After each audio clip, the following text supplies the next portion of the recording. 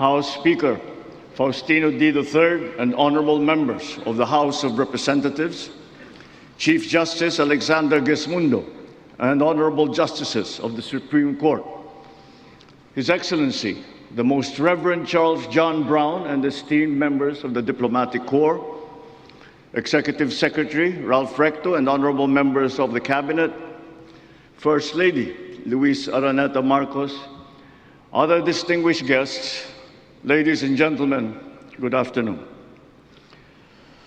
Mga kababayan ko, naririto ako muli upang tuparin ang ating katungkulan at magbigay ng ulat sa inyo tungkol sa estado ng ating bansa at sa mga ginagawa ng inyong pamahalaan.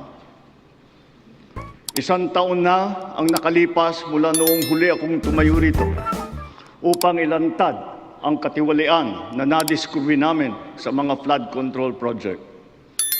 Gaya ng aking ipinangako sa inyo, nagsagawa tayo ng malawakan at malalimang investigasyon na walang pagkikiling kahit kanino man. Masusi nating sinuri at sinundan kung saan tayo itinuro ng ebidensya.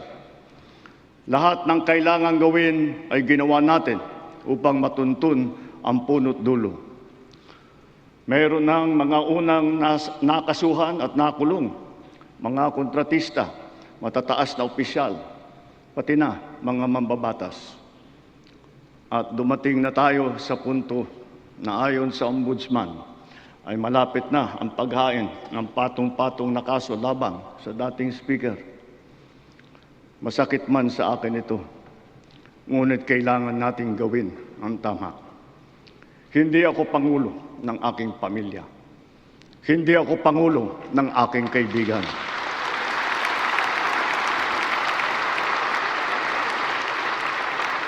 Ako ay pangulo ng Pilipinas at ang tungkulin ko ay sa inyo, ang aking mga kapwa Pilipino.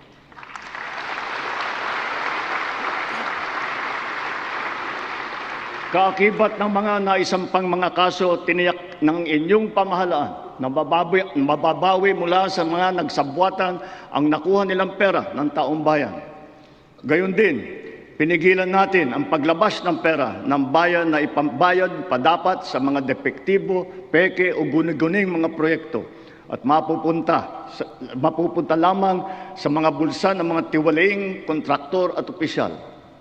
Halos 25 bilyong piso ang halaga ng nabawi, frozen at napreserbang mga pera at ari-arian ng mga akusado.